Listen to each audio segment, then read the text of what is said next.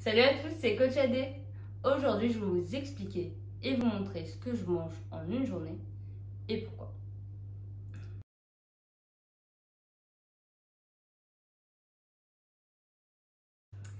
On entend partout en nutrition que le petit déjeuner est le repas le plus important de la journée.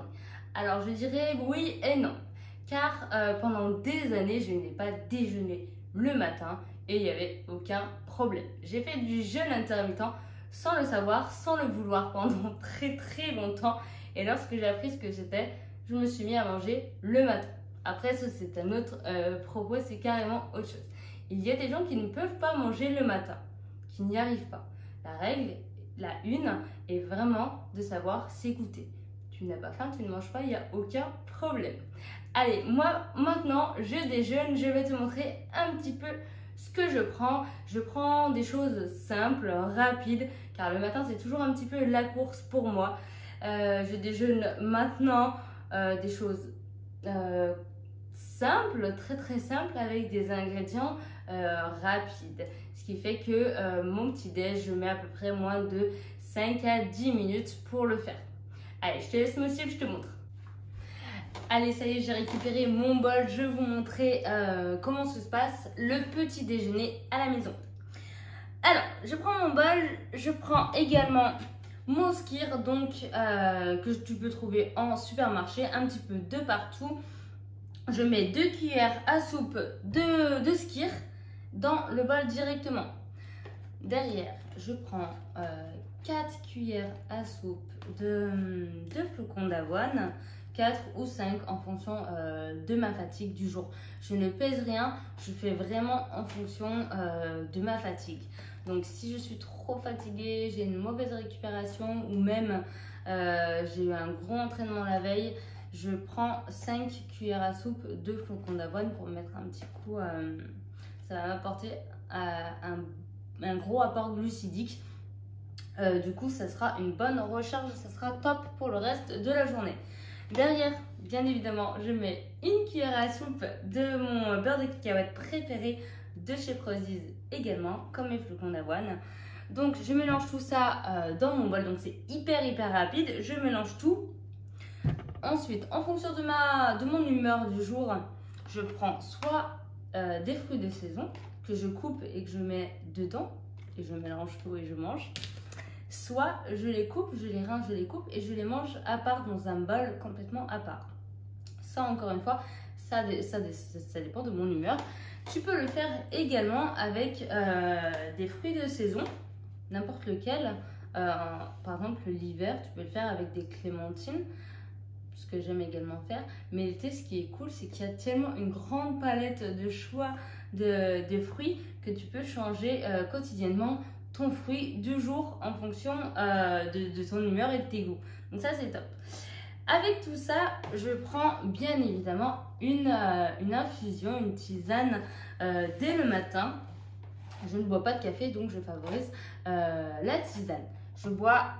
J'évite de boire du thé, on va dire, car ça met en carence, ça peut faire des anémies, surtout aux femmes, de l'anémie aux femmes. Du coup, je favorise les infusions. Et je peux en boire 3 à 4 au cours de la journée, vu que l'hydratation est vraiment la clé de l'alimentation. Notre corps est fait d'eau, donc tu dois vraiment boire tout au cours de la journée. Et c'est pas quelque chose où tu dois te restreindre. C'est vraiment, tu peux y aller, tu peux boire, il n'y a aucun problème. Donc, un petit déjeuner réussi, que ce soit sucré ou salé, bien évidemment, ça reste en fonction de tes objectifs. Tu dois avoir un produit céréalier. Donc moi, j'ai mis mes flocons d'avoine.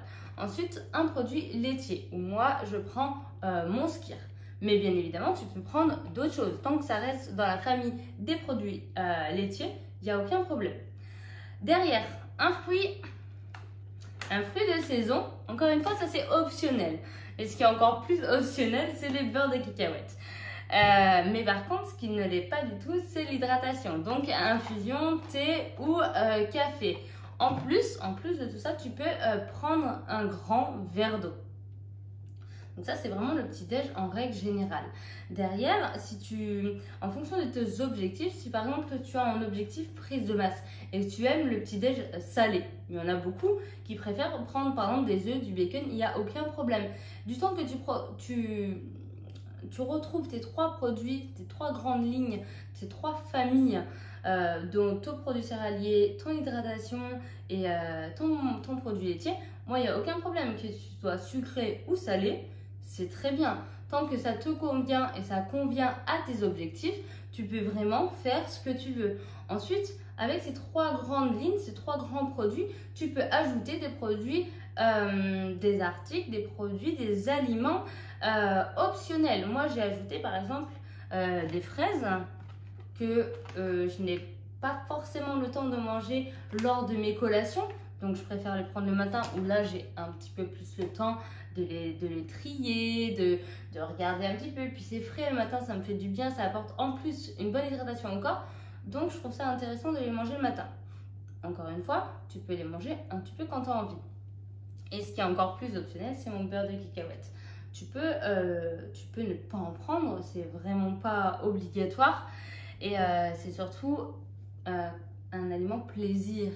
C'est pas quelque chose que tu dois manger matin, midi, soir. Ça reste vraiment du plaisir et il faut que ça colle à tes objectifs. Tu peux te faire un petit déjeuner vraiment, comment dire, personnalisé au plus près de toi, au plus près de tes objectifs, avec les aliments que tu souhaites, si tu respectes les 3 grandes lignes que je t'ai dit précédemment. Mais tout se fait, sucré, salé, il n'y a aucun problème. Si encore une fois tu n'arrives pas à manger le matin, si pour toi c'est vraiment rédhibitoire, laisse tomber, j'y arrive pas, il n'y a pas de souci. Bois juste un grand verre d'eau, ça sera top déjà. Et au cours de la matinée, si jamais ton travail te permet de manger au cours de la matinée, par exemple vers 10h, 10h30, essaye de manger quelque chose comme un fruit de saison, encore une petite hydratation, un pain de mie, quelque chose qui peut ressembler étrangement à les 3 grandes lignes qu'on a parlé précédemment. Tu peux juste décaler cette prise d'alimentation, c'est tout. Tu peux, si le matin ça te coince, prends-la plus tard, il n'y a aucun problème. Ou sinon, encore mieux, si vraiment au cours de la matinée tu ne peux pas, tu te feras un plus gros repas le midi. Le but est quand même de respecter son total d'apport journalier. Si tu dépasses, ça va pas. Si c'est trop bas, ça va pas non plus. Mais il faut vraiment comprendre ça. En tout cas, le petit-déj, ça reste une prise d'apport qui est quand même importante. Tu la prends, oui, c'est bien. Tu la prends pas, on la décale. Allez, en rentrant de la salle, je mange cette petite barre de chez Prozis, une barre chocolatée, donc peu calorique, qui me fait patienter et entre le repas de midi et mon petit-déj. Je mange essentiellement ça avec une bonne hydratation toujours. La collation, c'est pas obligatoire. Tu peux la prendre si tu en ressens le besoin, ou tu peux la sauter si tu n'en as pas besoin. Si tu n'as pas faim, ne te force pas, encore une fois. Écoute ton corps, c'est tellement important. Derrière le repas de midi, comme tout le monde, je vais manger des glucides, des lipides et des légumes. Donc pour ça, il n'y a pas de souci, je mange bien comme il faut avec tous mes apports. Encore une fois, il faut savoir s'écouter. C'est-à-dire que si le matin, tu as bien mangé et que le midi, tu as moins faim, ça peut arriver, surtout avec les grosses chaleurs comme ça, tu peux avoir moins faim. Bah, mange un petit peu moins. Faut pas se dire oh là là, j'ai moins mangé, qu'est-ce qui se passe, je veux pas être bien, je veux boire un creux. Par contre, si tu as un creux dans l'après-midi, fais attention. Fais attention de pas grignoter n'importe quoi. Donc c'est vraiment ça qu'il va falloir maîtriser. Moi ça m'arrive pas parce que je suis vraiment réglée, je vais t'expliquer pourquoi. Si tu règles ton corps comme une machine, vraiment comme ça, tu n'as pas de problème de faim, de pas faim. Ton corps il sait à quelle heure tu manges, du coup c'est impeccable. Pour ça, il faut prendre un vrai rythme. Donc ça veut dire qu'à midi, tu manges. Quoi qu'il arrive, il ne faut pas sauter de repas. Moi je mange tous les midis et ça risque pas que je saute un repas, vraiment car j'ai faim. Et je vais manger un repas comme tout le monde, glucides, lipides, mes légumes, il y aura pas de problème. ensuite mon fruit de saison, une bonne hydratation et je vais attaquer mon après-midi normalement vraiment en pleine forme vu que j'aurai bien mangé et j'aurai tous mes apports. La collation, j'en refais une l'après-midi parce que j'en ai besoin. C'est-à-dire je sens mon corps, il a faim vers 5h30, 6h, ça dépend. Je sais qu'il a faim et là je veux remanger. Donc je vais refaire un repas tel le matin avec... Comme le matin, du coup, mes 3 lignes, mon hydratation, mon produit céréalier et mon produit laitier. Et là, en général, je ne me fais pas un bol ou quelque chose comme ça. Je vais me faire juste 2 tranches de pain de mie avec du skyr légèrement dessus et des fruits de saison avec un thé. Si tu regardes mes stories Instagram, tu as déjà dû voir ça passer. Donc ça, c'est vraiment ma collation phare et mon corps, il sait que voilà, à 17h30, 18h, je vais manger ça et derrière, il sera rassasié, il n'y aura pas de problème et je pourrai attendre jusqu'à 20h. Attention, la collation n'est pas un grignotage. Si la collation est prévue, ça ne devient pas du tout un grignotage. Le grignotage, c'est quelque chose de pas prévu et tu apportes des apports en plus à ton corps qui n'étaient pas prévus. Donc ça, c'est un grignotage, contrairement à la collation qui, elle, est prévue. Donc ne pas confondre un grignotage et une collation. Donc moi, je fais 2 collations par jour, donc 5 repas. Le matin, le matin, je déjeune, ensuite j'ai ma première collation, mon repas de midi, ma deuxième collation l'après-midi et mon dernier repas vers 20h30 où là, encore une fois, je mange des glucides le soir, bien évidemment, parce que mon corps en ressent le besoin. Encore une fois, il faut s'écouter, dans tous les cas, il faut écouter son corps. Surtout là, il commence à faire chaud, donc si tu n'as pas envie de manger quelque chose de lourd, ce n'est pas grave, tu mangeras mieux demain. Là, en ce moment, moi, je sais que je mange des salades le soir. Des salades où, bien sûr, il y a un petit peu de tout. Je fais, par exemple, des salades de pâtes. Et avec du saumon, avec des fèves, des tomates, des choses qui changent un petit peu. Et où je sais que je trouverai tous mes apports pour passer une bonne fin de journée. Où je sais que je n'aurai pas de pathologie, de grosses pathologies, dans le sens où je n'aurai pas mal à la tête, je ne serai pas fatiguée prématurément.